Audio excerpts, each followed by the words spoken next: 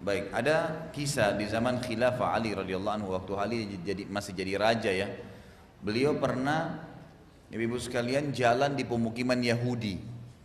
Raja waktu itu sendirian jalan, tidak ada pengawal, nggak ada apa, dan memang begitu ciri khasnya raja-raja Muslim dulu ya. Mereka jalan, Ali jalan radhiyallahu anhu sendirian sampai lewat di pemukiman Yahudi dan lewat di satu rumah orang Yahudi. Ternyata di depan rumah itu ada baju perang yang sudah dicuci dan lagi dijemur. Kemudian Ali pun mengetok radhiyallahu anhu pintu rumah tersebut. Orang Yahudi lalu berkata, "Wahai Yahudi, saya mau tanya, itu yang digantung di depan itu baju perangnya siapa?" Kata orang Yahudi ini, "Anda bertanya Amir Mu'minin, baju perang yang ada di rumah saya, berarti jelas milik saya." Kata Ali, "Tapi ini punya saya, kayaknya punya saya, buktinya 1, 2, 3, 4, 5." Gitu kan? Jadi ada bukti-bukti yang jelas.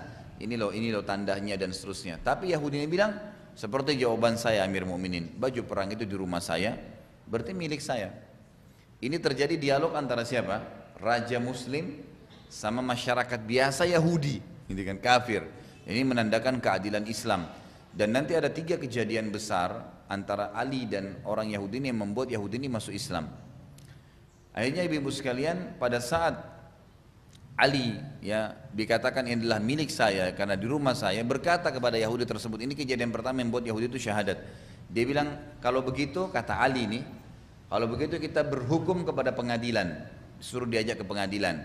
Pengadilan yang dibentuk memang pengadilan Islam dan hakimnya hakim Muslim. Pokoknya di Madinah menjalankan hukum Allah Subhanahu Wa Taala. Yahudi ini pun kagum, ini permasalahan pertama yang nanti membuat dia syahadat. Kok bisa seorang raja mengajak masyarakat biasa kafir lagi untuk berhukum di pengadilan? Maka Yahudi pun berkata, saya jalan bersama Amir Mu'minin menuju ke pengadilan. Tiba di pengadilan, dia bilang, kejadian kedua yang membuat dia masuk Islam akhirnya nanti, pada saat masuk, hakim Muslim waktu itu bernama Shuraih. Shuraih ini ibu-ibu sekalian 60 tahun jadi hakim dan simbol keadilan dalam Islam. Dia menjadi hakim dari zaman Umar, Uthman, Ali, Muawiyah dan Yazid, 5 khalifah, 60 tahun menjadi hakim, gak pernah diganti karena adilnya. Dia lagi menghakimi di pengadilan, ada beberapa orang yang sedang komplain, yang sedang punya masalah, lagi dipecahin sama dia. Waktu Ali radhiallahu anhu masuk sama Yahudi ini memberikan salam di pintu gerbang pengadilan, sudah berikan salam, kata Yahudi ini, saya kaget gitu. Tiba-tiba si hakim dan orang-orang Muslim yang ada di pengadilan menjawab salamnya Amir Mu'minin, maksudnya Raja Ali radhiallahu anhu. Tapi tidak ada yang berdiri, nggak ada yang berdiri datang salaman kah, memuji-muji Ali, nggak ada. Si hakim tetap di kursinya, semua orang Islam yang di situ lagi dihakimin juga menjawab Waalaikumsalam, seperti biasa gitu, seperti ketemu sama orang biasa, bukan seorang raja, ya, tidak diagungkan seperti umumnya orang. Kemudian hakimnya melakukan satu perbuatan yang membuat Yahudi ini kagum, dan ini yang kedua, poin kedua membuat dia masuk Islam. Kata hakim Shuraih, silakan Amir Mu'minin, maksudnya silakan duduk dan antri. Gitu.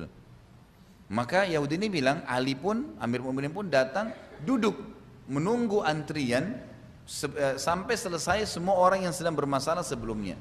Dan ini kasus nggak mungkin terjadi, ada orang pemimpin negara gitu kan, ya suruh antri dan dia antri, Ali antri biasa aja gitu. Kasus yang ketiga yang membuat dia masuk Islam, itu pada saat tiba gilirannya, kata hakim, dan ini sekaligus menjelaskan tadi apa yang ditanyain ya. Jadi yang ketiga ini si hakim Yahudi ini bilang, tiba-tiba waktu tiba giliran kami, hakim pun Shuraih memanggil kami ke depan lalu berkata kepada Amir Mu'minin Ali. Shuraihnya berkata, wahai Amir Mu'minin, ada apa? Kata Ali, tadi pagi saya jalan di pemukiman Yahudi dan saya temukan di rumah dia baju perang, ini yang dibawa sama dia. Ini setahu saya baju perang saya karena ada buktinya 1, 2, 3, 4, 5, ada tanda-tandanya. Maka berkata Shuraih ini kembali kepada Yahudi, wah Yahudi, apa pendapatmu? Kata Yahudinya, saya sudah jawab untuk Amir Mu'minin di rumah saya, jelas baju perang di rumah saya berarti punya saya, gitu kan. Lalu hakim pun Shuraih balik kepada Ali lagi berkata, wahai Amir Mu'minin, apakah anda punya saksi? Ini ya, jadi kalau misalnya ada orang yang mengklaim sesuatu, dia harus punya bukti dan saksi, nggak bisa enggak. Ini sudah jelas dalam syariat kita, dan dalam pemerintahan Indonesia pun sekarang walaupun belum menerapkan 100% hukum Islam, itu sama. Ya, gitu, itu sama. Harus ada saksi-saksi baru bisa. Baik. Pada saat itu kata hakim kepada Ali, wahai Amir Mu'minin, apakah anda punya saksi wahai Amir Mu'minin? Kata Ali, yang tahu benar baju perang ini cuma 3 orang, Hasan, Husain, Fatimah. Apa kata hakimnya, Syurai? Wahai Amir Mukminin, tolong garis bawah ini keadilan Islam ya, ibu-ibu sekalian. Yang sedang berbicara dengan Ali, hakim yang ditunjuk oleh Ali, dikasih gaji oleh Ali, gitu kan? Ali yang tentuin semuanya. Dan ini Ali sedang mengklaim baju perang yang dipegang oleh orang kafir, gitu kan? Hidup di negara kekuasaan dia. Ini luar biasa nih kejadian. Nggak akan terjadi mungkin ya kalau zaman sekarang. Jadi akhirnya si hakim berkata, apakah anda punya saksi? Ini pegawai hakim meminta saksi dari pemimpin negaranya. Lalu kata Ali, saya tidak punya yang tahu baju ini kecuali 3 orang, Hasan, Husain dan Ali dan Fatimah. Kata hakim apa? Ya Amir Mukminin, anda tahu dalam Islam anak nggak boleh saksi untuk orang tuanya, dan orang tua nggak boleh jadi saksi buat anaknya, nggak boleh, pasti saling bela. Berarti Hasan Husain sudah tertolak. Kalau Fatimah istri anda boleh saja, tapi dalam Islam saksi itu harus laki-laki 2 yang terpercaya. Kata Allah, wastashhidu syahidaini min rijalikum. Ya, kalian harus mendatangkan saksi yang terpercaya dari 2 laki-laki. Kalau tidak ada laki-laki, maka 1 laki-laki diganti dengan berapa perempuan? 2. Berarti butuh berapa? 4. Sementara Fatimah hanya 1. Maka kata hakim, berarti anda butuh 4 orang. Ini baru 1 orang Fatimah. Kata Ali apa? Saya nggak punya saksi lain. Yahudi ini masuk Islam gara-gara kejadian ketiga ini. Kata si Yahudi ini, tiba-tiba hakim Syurai menghadap ke arah kami dan keputusan yang tidak saya percaya.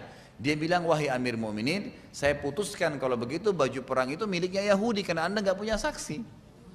Nggak ada saksi, gitu kan? Mana saksinya? Nggak ada. Nanti kalau misalnya pun orang yang sedang mengambil nanti zalim, itu urusan dia sama Allah. Allah punya cara menghukumnya. Tapi yang jelas secara zahir kelihatan beginilah hukum yang harus diambil karena tidak ada saksinya. Makanya selalu tulis, tulis harus ada saksi-saksi. Ya, usahakan ada saksi, utang kah, investasi kah, semua harus ada saksi. Maka saya selesaikan dulu kisahnya Bu ya. Maka si Yahudi ini pun tidak percaya kejadian tersebut. Pada saat hakim mengatakan, saya mengambil keputusan wahai Amir Mukminin, baju perang ini milik Yahudi. Kata Ali, baiklah. Yang terjadi penutupan kisah, hakimnya Syurai tutup dengan kafaratul majlis, kemudian turun dari kursinya, bertemu dengan Ali salaman. Ini baru salaman tadi, sudah selesai tugasnya, dia salaman, keluar dari pintu gerbang pengadilan. Yahudinya duduk di sana ngelongo-ngelongo nih. Ini apa yang terjadi nih? Kata si Yahudi, sebentar Amir Mukminin, sebentar hakim. Udah selesai kah pengadilan ini? Kata Ali, iya. Kata Syurai, iya. Kata Ali kembali, walaupun saya yakin itu baju perang saya. Walaupun saya yakin itu baju perang, tapi saya nggak punya saksi. Begitulah agama kami menghakiminya, gitu kan? Lalu kata si Yahudi ini masih nggak percaya, apakah baju perang ini jadi milik saya sekarang? Kata Ali, iya. Kata hakim, iya. Langsung Yahudi ini mengatakan, asyhadu an la ilaha illallah wa anna muhammadar rasulullah. Syahadat dia.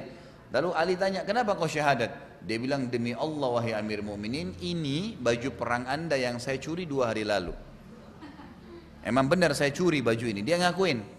Tapi saya masuk Islam karena melihat ya kebenaran dan kekuatan atau kebenaran agama kalian, gitu kan. Jadi seperti itulah. Tapi ulama mengambil di sini pelajaran dari kisah ini, bahwasanya hukum orang kalau mengklaim sebuah produk, maka dia harus punya bukti dan saksi. Tapi saksi lebih kuat lagi ya, karena saksi itu bisa menjadi bukti sekaligus, dan itu sekaligus menjadi bukti. Nah.